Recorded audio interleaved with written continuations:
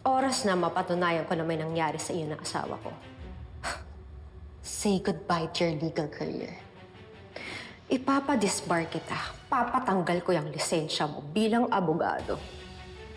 Nasa Code of Professional Responsibility and Accountability that a lawyer shall not engage in immoral conduct. Kaya kapag ang malanding abogadong katulad mo ay nakipagtalik sa taong may asawa, matatanggalan ng lisensya. Hindi mo mapapatunayan na may nangyari sa amin ni Marco. Oh, ano nangyari? Bakit parang nag-iba yung tono mo? Ano nangyari sa what happened in Singapore will stay in Singapore? Nasaan na yung yabang mo? Alam mo, hindi ako takot sa empty threats mo.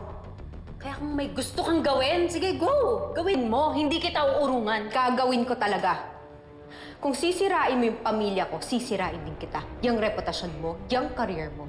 So go ahead. Landiin mo pa yung asawa ko.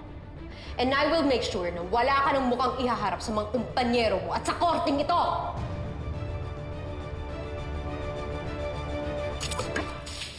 Sino sa atin ngayon ang walang mukhang mayaharap?